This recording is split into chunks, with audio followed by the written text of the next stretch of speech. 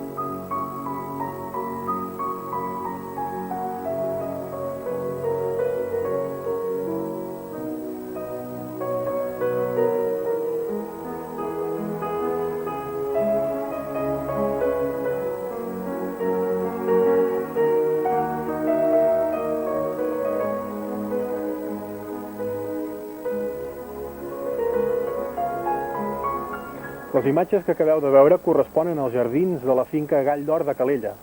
En aquesta finca s'ha adaptat tot l'interior de la casa modernista de Puig i Cadafalch, Palau Trinxet de Barcelona, que va ser enderrocada l'any 1967, en un enderroc polèmic, que va suscitar tota una sèrie de campanyes a favor i en contra.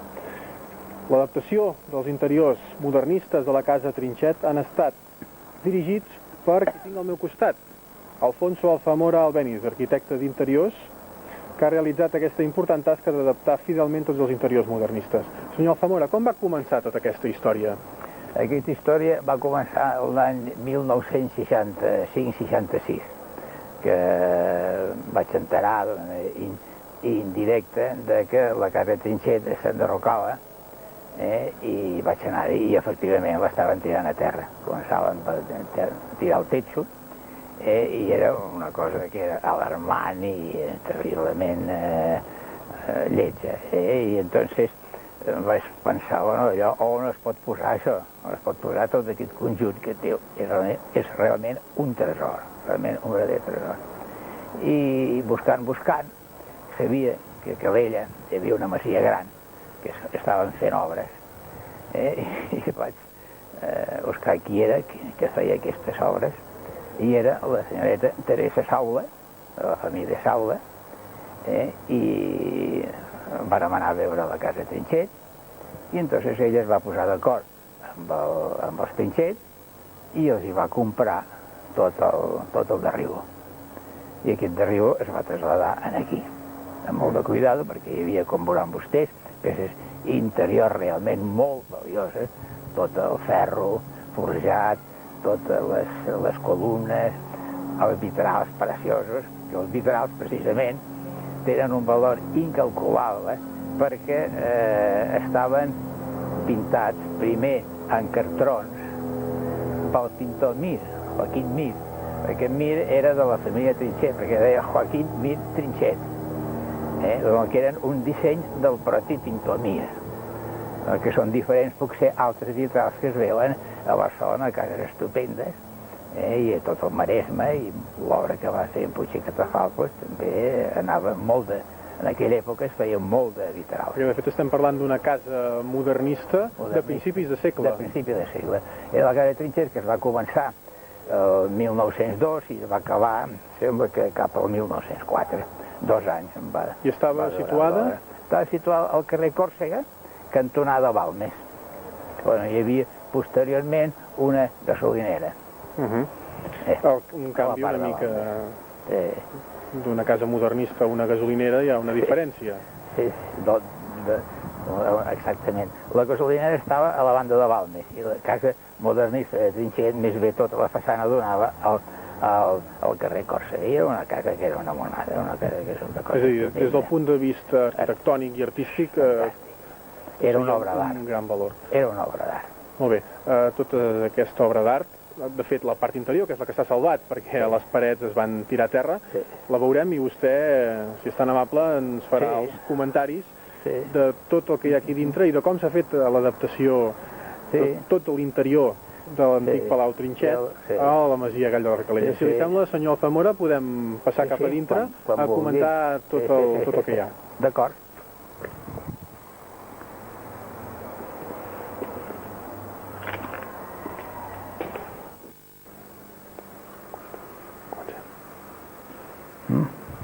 Passi davant.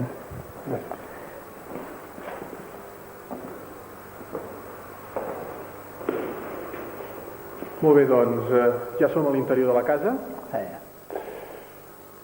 Com es va portar a terme l'adaptació de tots els elements interiors de la casa Trinxet? Perquè suposo que devia ser un procés lent i laboriós, que va necessitar dedicació i la mà de professionals experts, perquè no qualsevol pot realitzar una feina com aquesta. Sí. Bueno, aquí, com que això era una antiga masia molt gran, i l'obra, la part d'obra arquitectònica ho feia l'arquitecte Anglada de Vic, i al veure tot això que li anaven portant aquí de la casa Trinxet, es va posar completament a disposició de l'adaptació de tot, no? I ell va col·laborar enormement i molt bé i amb molt d'entusiasme, i deixant una mica la primera iniciació per col·locar tota la casa Trinxet, que necessitava grans espais. Aquestes columnes són estupendes, com ja veuran. Columnes com aquesta, per exemple? Com aquesta, per exemple. És marbre, això? És marbre i pedra. La part baixa és pedra, i això és marbre, i el capitell també és pedra, i la de l'entrada també, marbre, salomònic, i pedra.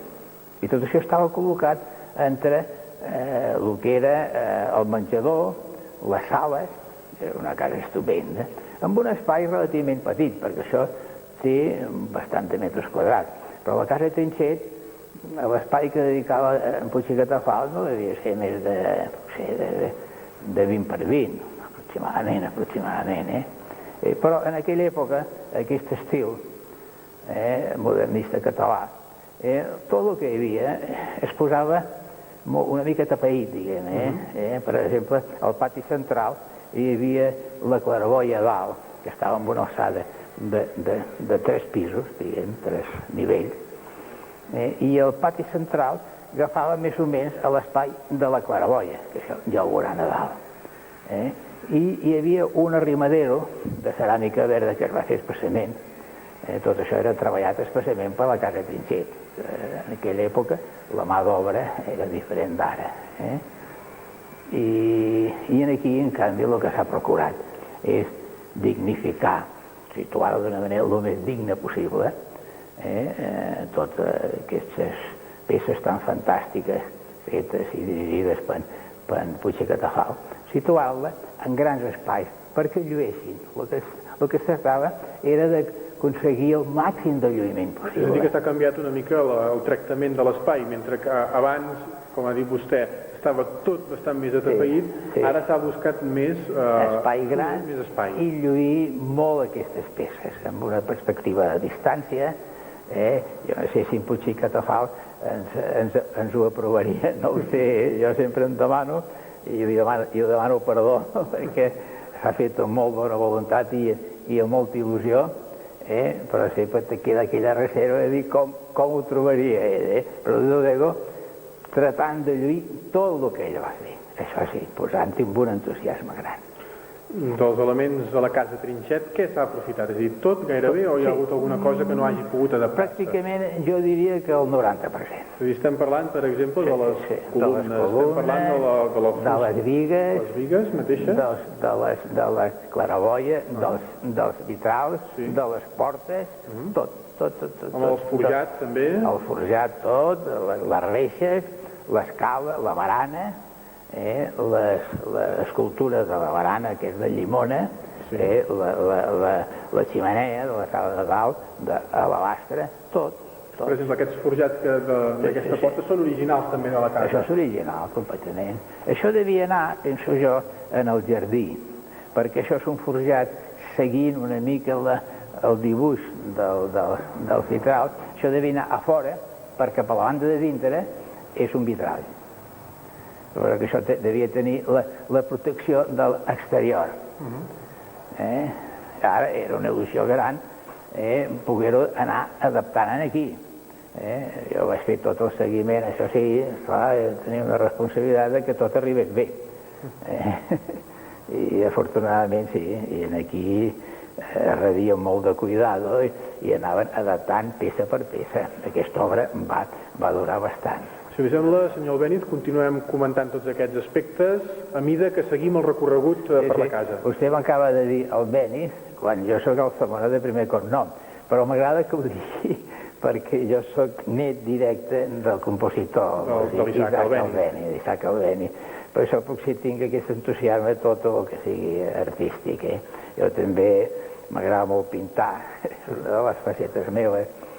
A part d'això, i amb un sentit més pràctic, dirigeixo una companyia de seguros, d'assistència mèdica.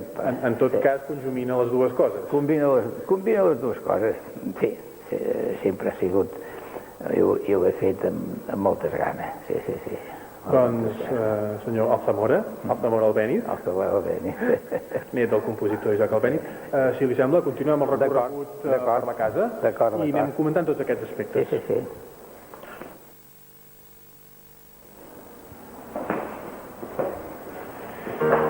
Molt bé, i aquí continuem aquesta visita.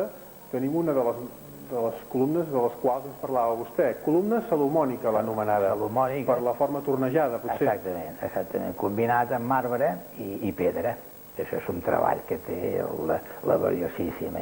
És una meravella d'execució i de disseny i de tot. I aquí, a continuació, a mà esquerra, hi ha un dels dos aplits que estaven col·locats a l'entrada. I el primer rebedor des del carrer Còrsega, entraves i a cada costat hi havia dos aplits iguals.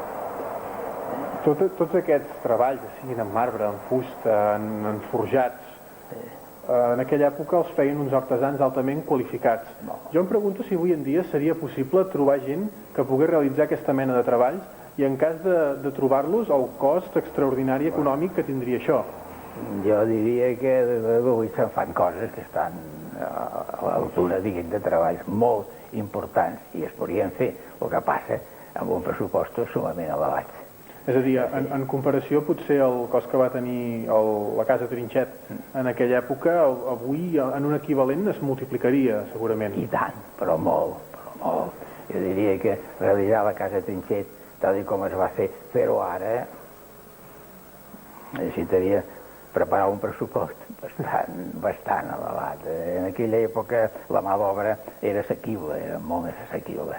És a dir, les hores es pagaven en proporció menys. Avui en dia s'utilitzen més les màquines perquè la mà d'obra és cara, naturalment. I és lògic que sigui cara. Amb això hem avançat socialment, en aquest sentit. I lligat amb això, en el cas que una d'aquestes peces, no sé si s'ha donat aquest cas, que s'hagués de restaurar, es pot fer. Sí, es troben els artesans que poden fer-ho? Es troben. Sí, es troben. No hi ha cap inconvenient. S'han trobat en el cas que hagin hagut de restaurar alguna peça malmesa? Sí, els vitrals s'han restaurat, alguns s'han restaurat perquè feia falta fer-ho, i han quedat molt bé, com a nous. La reixa exterior, que vostès ja van prendre el primer terme, aquestes reixes exteriors, perquè hi ha molt de finestres exteriors, però no hi havia prou reixes, i s'han fet algunes reixes noves i queden exactament igual que les antigues, exactament igual, amb això sí. I han pogut trobar també els professionals, doncs, tant en tots els aspectes. Hem vist abans la columna salomònica, ens ha comentat també l'aplic que estava a l'entrada, i aquí darrere nostre mateix tenim una barana de fusta, que és la que puja al pis de dalt, precisament, amb una peça singular. Tot just començar. Que vostè ja ha dit abans, que és obra de l'escultor Llimona, un escultor molt famós del modernisme català. És a dir, que estem parlant de peces d'un valor extraordinari. Extraordinari. La casa de Trinxet es va fer el Puig i Catafalç amb la mà completament àmplia i que dissenyés i que fes el que es volgués. El Trinxet li va donar completament allò que es diu mà enganxada, és el que li semblés. I la prova és que tot aquest treball que hi ha en aquesta barana, al començament, l'escultura d'en Llimona, és una obra d'art, Aquests mateixos Tota aquesta... que simulen les branques. Simulen branques. Tot això estava posat allà, amb un sentit diferent aquí, perquè el posto era molt més petit, perquè hi havia un tramo que arrencava, no m'ha suposat, d'aquí, cap allà, i després un altre que voltava i anava al pis de dalt. És a dir, que la forma de l'escala no era la mateixa. No és la mateixa. Llavors, com s'ha realitzat l'adaptació d'aquesta barana? S'ha hagut de fer per trossos i muntar-la? Exactament. I el giro d'aquí es va fer aquí nou, sobre el terreno. És a dir, que aquesta peça que gira ja es veu que és una peça afegida. Sí. I es va esculturar, diguem, a mà, en aquí mateix. Aquesta continuïtat d'aquesta barana del passamà de dalt s'ha de fer aquí, sobre el terreno. Que és molt bonic aquestes bigues policromades, que són estupendes. Com es va fer per traslladar tot aquest material sense que es malmetés? Bé, traguent-lo amb molt de cuidado. Això sí, la senyoreta Salva, Teresa Salva, quan ho va agafar, la casa ja estava derrocant-se. Però llavors es va posar d'acord amb en Trinxet i va intervindre amb el contratista que es feia al derribo, i recomanar-li molt de cuidado, no és el mateix tirar una cosa de qualsevol manera, a treure peça per peça, que és com es va fer. Molt de cuidado, com si fossin verdaderes joies. Les columnes, les bigues, les portes, els vitrals, estava cuidat com una joia, com una joia d'un joier. I després es va carregar amb uns camions, amb mantes, amb proteccions, i va arribar aquí i es va descarregar aquí. I el contratista d'aquí, el senyor Vicente, ho treia amb molt de cuidado del camió, el posava en el jardí de davant i després el distribuïa allà on hi anaven dient. De quin any o quins anys estem parlant? Doncs miri, jo diria el 1967. El 67 és l'any del 67. I immediatament es va agafar i es va portar aquí. Ara, sí, fa dir quan es va acabar això, doncs no sé, potser un any més tard. Devia ser el 68. I tot el procés d'adaptació es refereix? Tot el procés d'adaptació. Va durar aproximadament un any? Exactament, no voldré equivocar-me, Però sí, un any i mig, sí. I varen quedar 2 habitacions grans, que són les de l'extrem, d'aquí, de l'extrem sud, diguem, i que això s'ha acabat recentment, amb tot el que faltava per col·locar. També col·locant les peces d'en Puig i Catafalc. Tot és puríssim, no s'ha afegit res que no sigui d'ell. Les últimes realitzacions són recents. Sí, les últimes realitzacions van ser l'any passat amb molt d'entusiasme per acabar de col·locar tot el que quedava.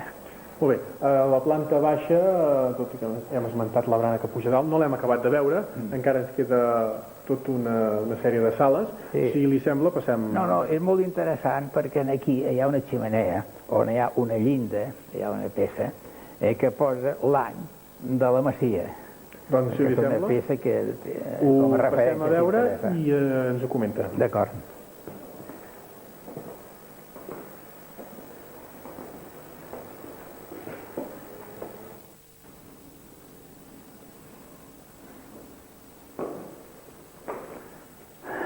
Doncs, efectivament, aquí a la pedra transversal de la xemeneia... Això era un element que no es va voler tocar perquè quedés una referència de l'antiga masia, que no té res a veure amb en Trinxet i menys amb en Puig i Catafalc. És a dir, que el Gall d'Or antigament havia estat una masia situada als afores de Calella. Completament a les afores, al camp. Tot i que ara està en zona hotelera, per dir-ho així, ben a prop de la piscina i de tota una sèrie d'hotels que l'envolten. Al carrer del Turisme, abans el nucli de Calella quedava ben lluny i al mig tota una sèrie de camps. Sí, completament. I això era una masia també dedicada, naturalment, a l'agricultura. A l'agricultura, tot això era en camp. Del 1760.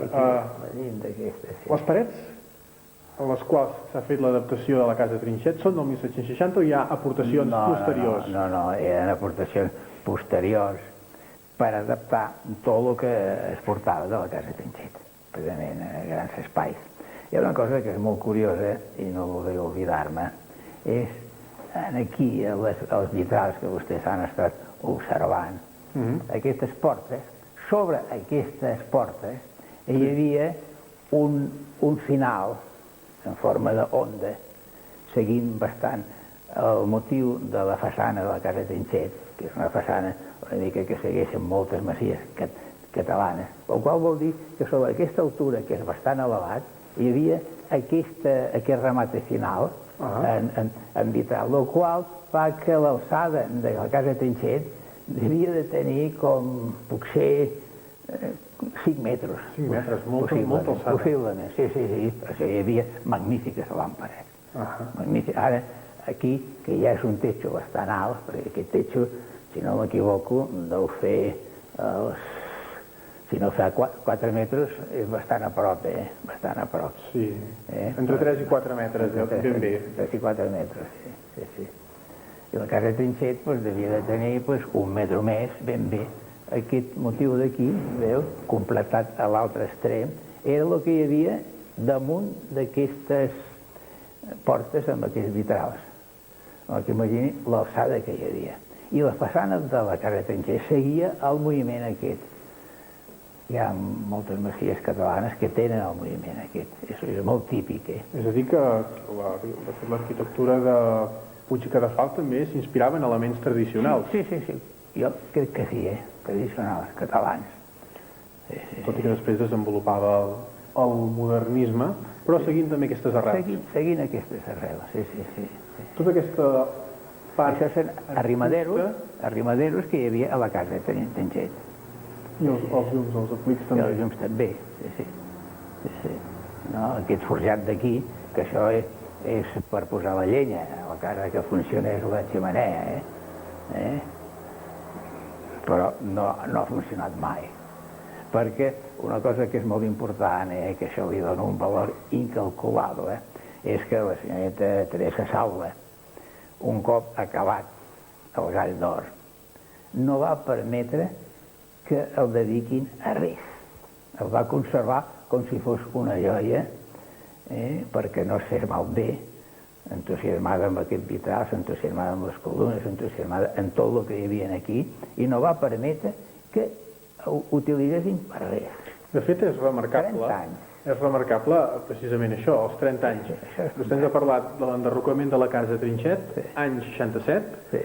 l'adaptació del principal, almenys la part més gran de la feina, un any aproximadament, és a dir, que sobre l'any 68, en tot cas el 69, podríem dir que la part més gran ja estava acabada. Això vol dir 30 anys, efectivament, fins ara, 1997. Sí, això és fantàstic. I el més curiós també és que potser molta gent de Calella, de la nostra ciutat, desconeixia durant tots aquests anys que existia un tresor modernista tan important. Com és que perquè estava ha estat 30 anys? Sí, estava tancat guardant-ho com si fos un tresor, sí, I ara que el aquest tema, cuides per dir-ho d'alguna i manera, mantinguent tot el cuidado, això representa un manteniment, un gasto de manteniment molt elevat i el tributs corresponents. Això és dedicar cada any un diners molt elevat per mantenir-ho, pagar els tributs i tot, 30 anys, és un sacrifici extraordinari, però sobre un valor de superfície gran, I ara tot aquest tema ha sortit a la llum pública, 30 anys després, que ja són anys. Per cert, que el destí original de la finca, Gall d'Or, en els projectes de la família Saula, era un restaurant. Era un restaurant. I es va renunciar, en aquest cas la senyora Maria Teresa Saula, va renunciar a dedicar-lo a restaurant, cridada per l'interès artístic de la casa Trinxet. Sí, i li diré més. Va renunciar tinguent totes les instal·lacions fetes, totes les taules preparades, totes les cadires, totes les vellelles i coberteria i tot, i a la part de cuina, tot. És a dir que... I l'aire condicionat, preparat, tot a punt. Al moment donat va dir, no, aquí no entra ningú. Això és fantàstic, això li dona un valor enorme, i això mereix una admiració. Aquesta renúncia no és simplement un canvi de plans de manera estricta, sinó que és també renunciar a treure un rendiment econòmic important. Sí, i és donar-se compte de lo que hi havia. Perquè, indudablement, tot el que hi ha aquí és molt delicat, és molt fi, i realment si hagués sigut un restaurant obert, aquests vitrals no sabem com haguessin acabat. I això és donar-se compte. Jo l'admiro profundament, el cel sigui, va morir fa 2 anys, una pena extraordinària, que no hagi pogut veure això acabat i potser el destí que se li vol donar a partir d'ara.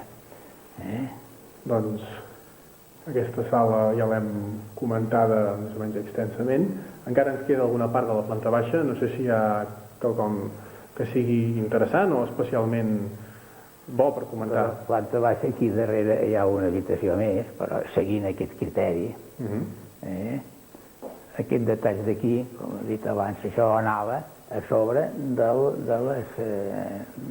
vitralls de les portes amb vitralls grans. Passem, si de cas, a la sala que vostè ens acaba d'assenyalar, almenys, si més no, per veure-la una mica, perquè els nostres espectadors també puguin fer-se una idea. Perquè al cap i a la fi, si fem això és perquè els nostres espectadors puguin fer càrrec que hi ha dins del Gall d'Or. Sempre veuran coses, detalls que són interessants.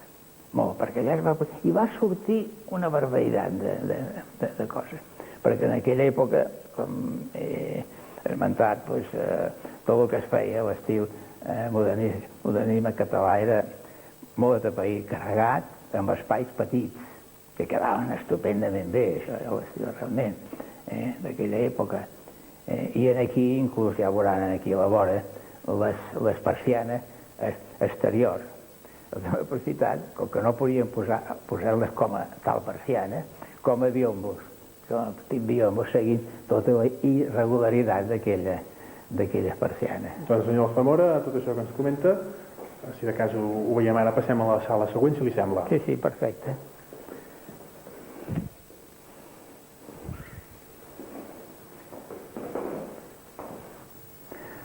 Els biombos que hi ha aquí, o més ben dit, les persianes que s'han adaptat de manera de biombos, ens comentava vostè abans. Sí. Obra també de gran finor. Gran finor i dissenyades per Puig i Catafalc. Vol dir que la part de fusteria es tractava d'una manera molt particular per artesans ebanistes finíssims aquí es pot observar una forma irregular del dalt de les persianes, i al mig uns adornos tornejats finíssims que li donen un aspecte molt personal i molt particular. Jo considero que són obres que s'han de mantenir, s'han de defensar i que tothom els pugui observar. Que són peces excepcionals.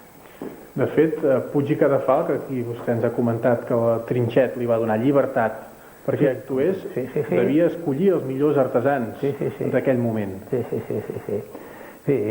així és. I ell, en Puig i Cadafalch, amb uns articles que va escriure, ho deia això, ho manifestava, així que tenia completament una llibertat d'acció perquè pugui fer el que li semblava.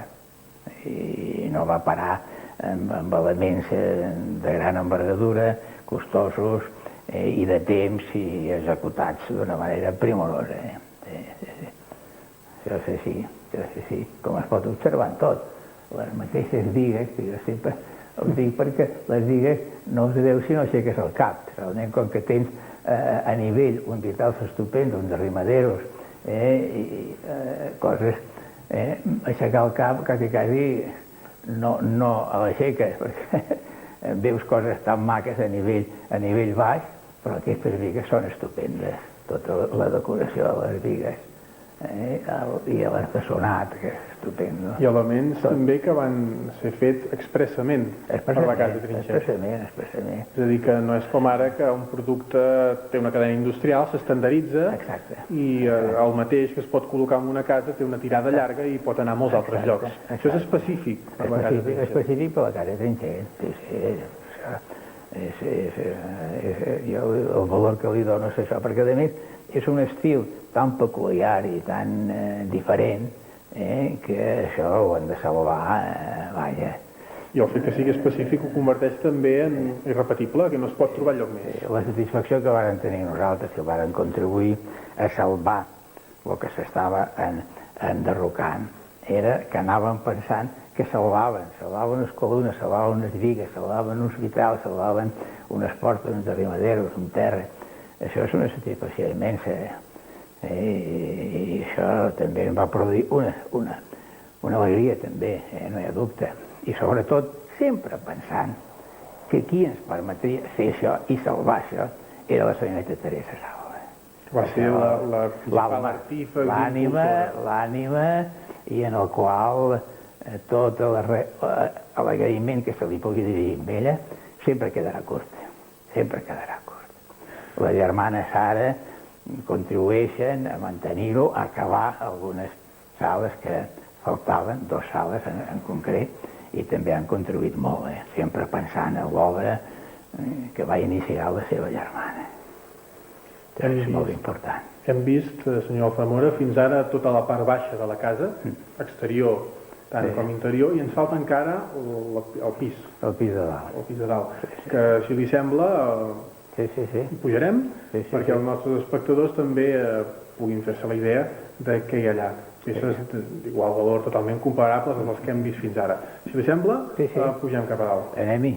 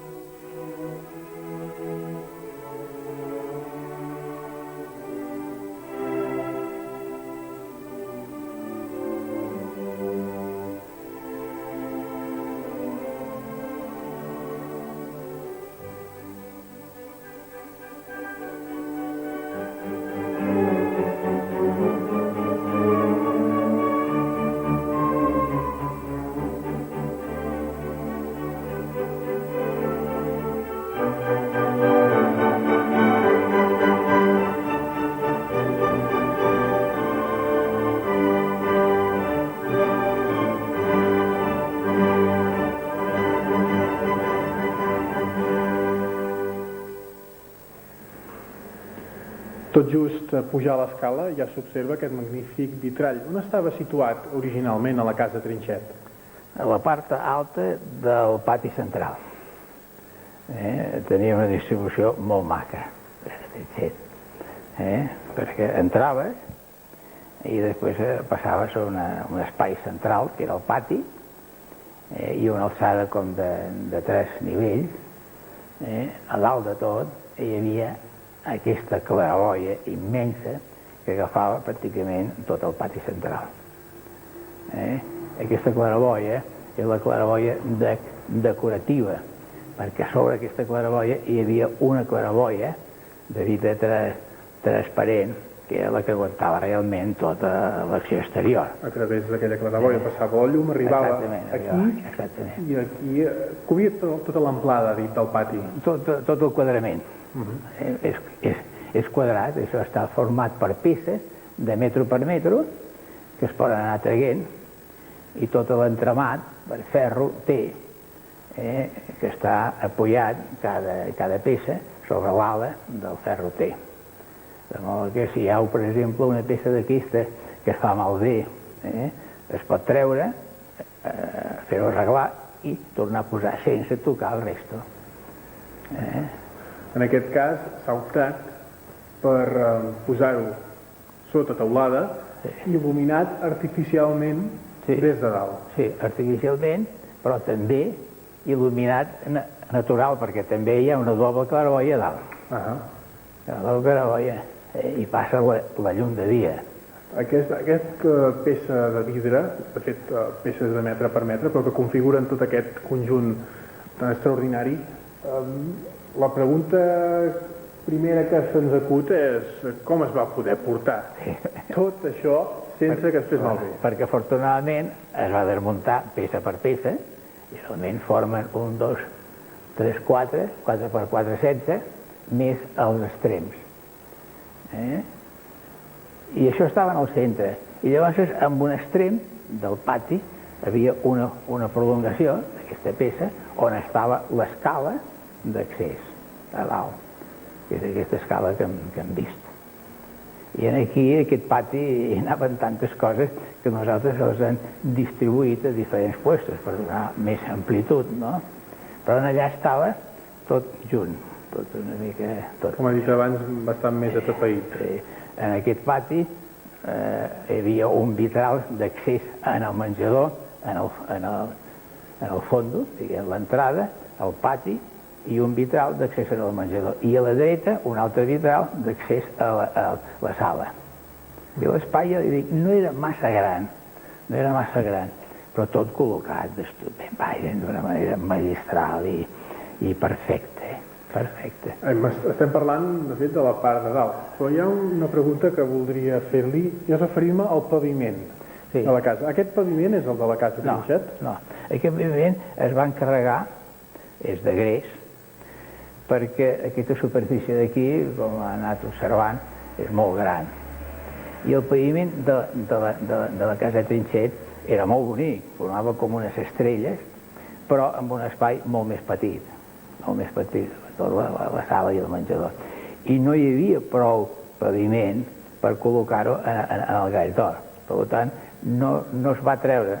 Posteriorment sí, es va treure, i les peces estan aquí per si es volen aprofitar, no? Però, a més, és molt difícil treure el paviment, desenganxar-ho i que no es trenquin. Algunes es trenquen, altres no, i en canvi aquí, per donar una unitat, una uniformitat, es va triar un tipus de paviment sòlid, de gres, i es va triar aquest, que és un color neutre i que no fa malbé, diguem, a les peces del conjunt de Puig i Catafalc, i creguem que va ser una cosa... Des d'aquí, de fet, els nostres espectadors no ho veuran encara, però jo estic veient una xemeneia extraordinària. És del menjador. Del menjador. Si anem cap allà, la càmera podrà captar les imatges d'aquesta xemeneia esculpida. Sí. Per llimona, també. De l'Alasta, sí. Sí, això està feta també per llimona. Si us sembla, passem al menjador. Sí.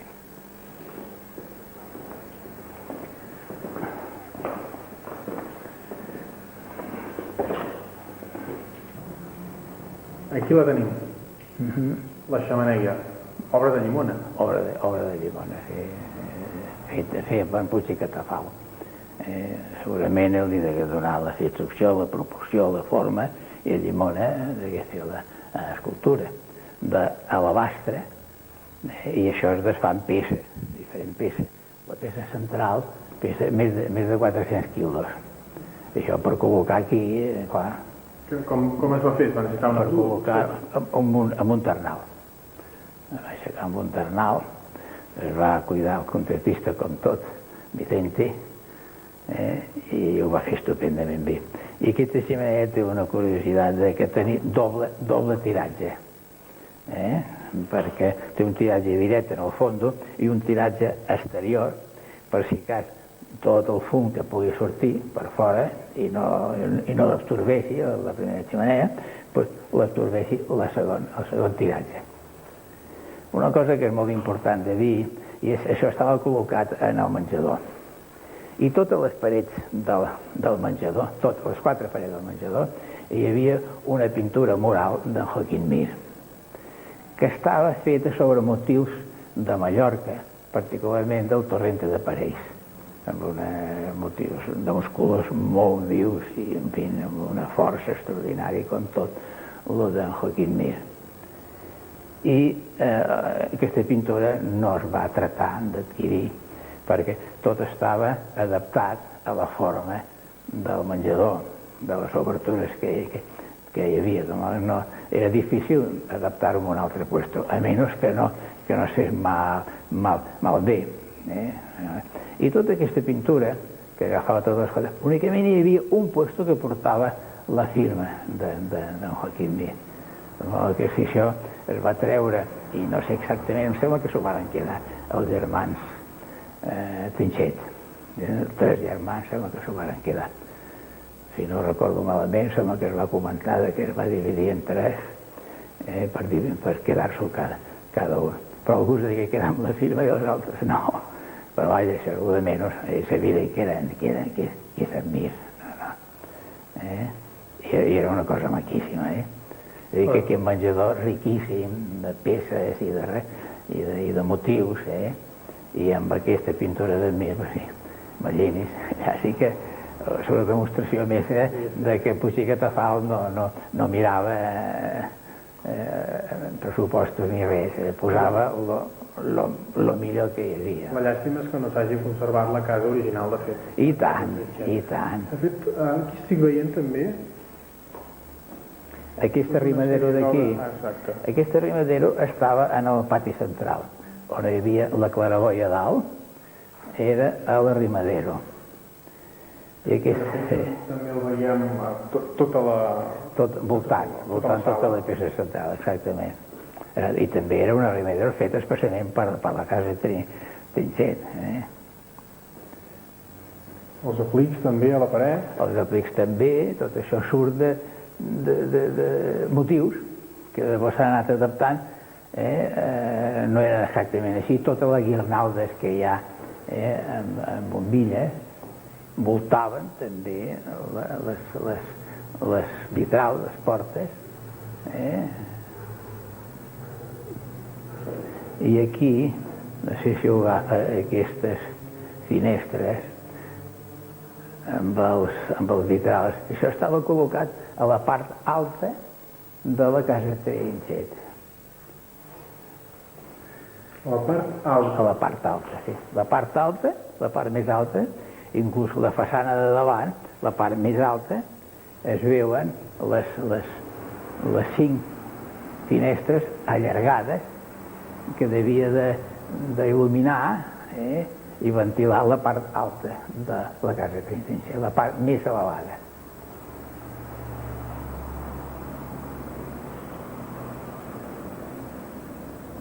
Bé, senyor Zamora, hem fet un recorregut bastant complet per tot el que és el Gall d'Or i l'adaptació de tots els interiors de la casa Trinxet, començant des dels jardins, la planta baixa, la planta de dalt, tot el conjunt, ja s'ha remarcat diverses vegades al llarg d'aquesta conversa, d'un valor extraordinari. I tot això és a Calella. Curiosament, Calella, que no té patrimoni modernista per via natural, és a dir, que s'hagi construït en l'època en què es construïa i es feia modernisme, li ha tocat a aquesta ciutat, per aquesta via indirecta, tenir un patrimoni tan important com aquest. I ara la pregunta està una mica en quin ús se li pot donar. A vostè li preguntaré per la seva opinió personal sobre aquest tema. Bueno, això li contestaria millor la Pepita o la Lin Saula, que són les que porten actualment tot el És a Gall dir, d'Or. en trets generals, vostè un lloc com aquest, quin creu que podria ser, independentment de l'ús que se li doni? Per què seria adequat? Ja hem dit, per exemple, que per restaurant ja es va descartar ràpidament perquè es hagués malmès. Potser per altres tipus d'activitats, més cíviques o culturals? Culturals. Jo per el que he sentit i per les converses que han tingut, jo crec que això arribarà a ser un centre de cultura, de tota mena de cultura, tipus museu i cultural. Vostè que ha participat molt directament, de fet se n'ha encarregat de l'adaptació dels interiors de la Casa Trinxet, potser és una persona indicada perquè la gent que ens està veient de Calella es faci una mica la idea del què representa realment això des del punt de vista d'artístic i de patrimoni. Aquesta gent, per explicar-los què significa això realment, què els diria vostè? Home, jo crec que tenen una joia a Calella. Jo crec que tenen una peça excepcional que el voldrien tenir a altres puestos i va ubicar aquí perquè buscaven un puesto gran i si l'haguessin trobat en un altre puesto hagués anat a un altre puesto. El que buscaven era un centre gran. I també hi ha que dir que la senyoreta Teresa Saula, que és l'ànima de tot el Gall d'Or, també el seu entusiasme per Calella era evident. I les ganes i els desitjos de donar alguna cosa a Calella rellevant, realment. Això tenia evident, ho tenia com a objectiu primordial. I la seva satisfacció d'aconseguir això per Calella, això ho va manifestar moltes vegades. La Casa Trinxet era obra de Puig i Cadafalch, que va encarregar tota una sèrie d'artesans les peces interiors, sigui de fusta, de marbre, els forjats, etc. Ara bé, aquesta adaptació és obra seva. Què hi ha de vostè aquí? Potser el criteri personal a l'hora de fer l'adaptació, quins criteris va seguir? Quines línies va observar vostè per realitzar l'adaptació? Sí, mira, amb aquestes coses jo crec que el que interessava era el lluïment de l'obra d'en Puig i Cadafalch. I entonces per lluir l'obra d'en Puig i Cadafalch necessitava bàsicament espai. És a dir, aconseguir grans espais. Això anar a parar amb un puesto 3 vegades més petit o 4 vegades més petit no hagués quedat massa bé, en el meu criteri, no? En canvi, les peces d'en Puig i Cadafalch, treure-les d'allà i posar-les en un puesto amb una perspectiva de lloc i distància era el més important, el bàsic, el més important. I realment aquí reunia aquestes condicions. I també dubtar, que hi ha dubte que té una importància gran, i és que no solament van cuidar la part d'interior, sinó també la part exterior. Això acompanyat d'un jardí espaiós a fora, no hi ha dubte que l'envolta i l'adorna enormement. I això, gràcies a Déu, que varen tenir un espai gran i es va col·locar dintre, en grans puestos, un jardí gran, en fi, jo el que voldria és que això prosperés en quant a dedicació i ser un puesto on es donin, no sé, no és assumpte meu, diguem, però jo crec que aquí es poden donar concerts magnífics, conferències, exposicions, en fi, tot el que sigui cultura i art. I Catalunya té molta cosa, té grans pintors, grans escultors, grans compositors i literats, no en parlem, escriptors, Ara que parlem de grans compositors ens podem tornar a referir també a l'avi de vostè. Això és, diguem, una mica la vena meva, la més important, potser. Jo sempre crec que he viscut en un ambient musical. I fi, jo l'estimo molt, el meu avi. El seu avi, compositor, gran fama, per cert. Vostè s'ha dedicat més a l'arquitectura, en aquest cas d'interiors, on també hi ha... I a la pintura. I a la pintura, on també hi ha, evidentment, un component artístic. Sí. És a dir, vostè, per aquesta... ha rebut herència artística des del punt de vista familiar. Jo crec que sí, perquè tinc un entusiasme gran per la pintura, per tot el que és manifestació artística. Perquè crec que és el més sensible que pot tenir en el món, que es pot donar per mi més valor i la sensibilitat d'una persona. I l'art té sensibilitat. No hi ha sensibilitat, no hi ha art sense sensibilitat, és impossible, no? El meu fill es dedica a la pintura, tinc un fill que es dedica a la pintura. I que la tradició continua. Sí, continua. Tinc un germà que precisament està bastant malament, que s'ha dedicat a la pintura, i també algú a la composició. I molt bé, i està bastant delicat actualment. Dir que la vida que un ha viscut des de petit té una influència, evidentment té una influència. Es refereix a tenir una apreci per la cultura, en això l'ambient familiar hi deu ser decisiu. Evident. Hi ha coses que desapareixen en aquest món, com és una indústria, un comerç, però el que no desapareix és l'art. L'art queda sempre. I vostè, aquests criteris de sensibilitat artística, suposo que els deu haver fet seus per dedicar-los també a la seva feina. Per cert, hem parlat molt de Puig i Cadafalch, hem parlat dels artesans de Llimona, d'altres persones que van realitzar aquests interiors que ara s'han adaptat aquí al Gall d'Or, però de vostè no hem parlat gaire. Quina és la seva trajectòria professional?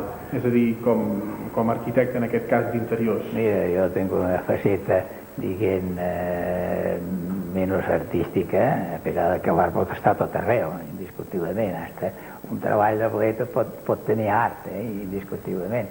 I jo diria que és una companyia de seguros, d'assistència mèdica, i ens entreguem en cos i ànima, sense oblidar l'altre. Jo m'he dedicat bastant a la pintura, quadros, l'oli, pastel, aquarel·la, tot.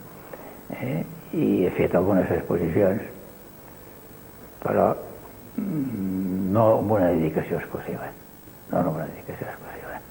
I quina ha estat la part de la seva trajectòria que l'ha tret més? És a dir, perquè moltes vegades hi ha gent, perdoni, que es troba que ha de treballar amb alguna cosa per subsistir, però el que realment li tira, el que realment li agrada és una activitat que potser no li reporta tant. Què ha estat el que vostè li ha tirat més?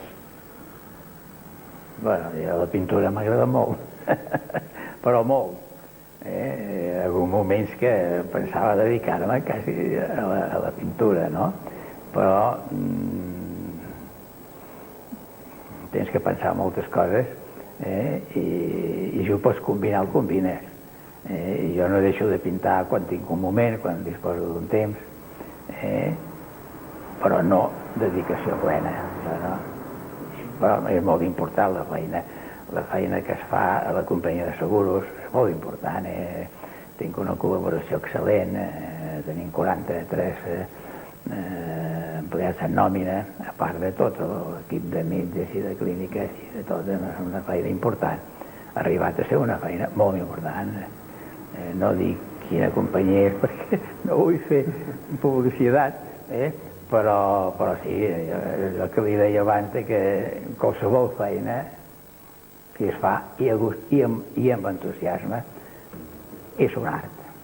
És cert que tota aquesta trajectòria que ha tingut vostè artística tindrà alguna continuïtat? Vostè té deixebles? Sí, bueno, és el que pretén. Jo arriba un moment en què, clar, jo tinc 83 anys, i penses que de la mateixa manera que jo vaig seguir els passos del meu mestre, que era un pintor excel·lent, Antonio Mataró, que va morir l'any 57, però jo pretenc que pot tenir una continuïtat, i jo tinc col·laboradors estupendos, particularment un col·laborador que és Miquel Ramos, que m'ajuda molt, i a pesar que cadascú té la seva personalitat, l'art ho defineix la la persona, el seu estil, la seva forma, com veu les coses, però hi ha coses comuns, i traslladar una mica el que has adquirit amb els anys, amb l'experiència, jo crec que té importància. Aquestes coses no convé perdre-les, que hi hagi una continuïtat. Jo crec que sí, no tancar-ho, no trencar, diguem, el que pot tenir un seguiment. Crec que en tot és important, Que potser resumiria, en certa manera, l'esperit del que ha estat tota aquesta conversa que hem tingut, que al cap i a la fi ha voltat sempre entorn del que és la sensibilitat artística i que val la pena conservar el patrimoni artístic. La Pepita Salva és una pintora excel·lent, és una pintora excel·lent i se segueix dedicant a la pintura. I molt bé, ara que tingui dificultat a la vista, però, escolta, i fa coses estupendes, i tota la vida, vull dir que no és d'ara, sinó de molts anys. I voltant, i tornant altre cop a la Teresa Salva, era una pianista estupenda, i el piano que ella tenia, era un player de cua, el treballarem aquí, i que seran aquí al Gall d'Or, farem un petit estrado ja preparat per donar concerts, que era una mica aquest ambient, aquesta dedicació dintre del Gall d'Or, la faceta de la música. El piano ja és una peça. És a dir, d'alguna manera l'entorn ja hi és, ara potser falta el contingut. El contingut, sí, però pensant en aquesta dedicació artística i cultural. I el piano un d'aquests dies estarà aquí. Doncs bé, de fet, el Gall d'Or ja s'ha donat a conèixer 30 anys des que es va enderrocar la Casa Trinxet. Ara és quan ha sorgit aquest tema al coneixement públic i quan s'està parlant més de quina és la possible dedicació. No sé, senyor Zamora, si vol afegir alguna cosa més a tot el que s'ha dit. No, l'únic que em faria molta il·lusió veure'l ja funcionant i amb concerts i amb exposicions i coses, això, clar. Crec que això aviat es podrà veure i desitjo que sigui així. Les germanes, tant la Pepita com l'Odín, lluiten per aconseguir-ho, i la col·laboració de companys i amics, en fi, jo crec que es aconseguirà. Doncs aquest desig que té vostè, jo crec que el comparteixen, si no tots, o almenys la majoria dels calellencs, que d'aquest cas tenen ja un patrimoni i que si l'omplissin de contingut encara tindria molt més relleu i molta més importància. Exactament. Doncs senyor Zamora, moltes gràcies per haver parlat amb nosaltres, ha estat un plaer. I vostè ha estat un fantàstic guia per l'interior d'aquesta Casa Trinxet, almenys pel que fa en els elements adaptats a la masia Gall d'Or de Calella. Zamora, moltes gràcies. De res, no faltava més. Ja sap, a disposició tot el que sigui per Calella, diguem, per millorar, pel desig de la Teresa Salva, pensant sempre en que això ho feia i ho deixaria a Calella. Això era així, és així. És així i jo crec que s'ha d'acabar sent-ho.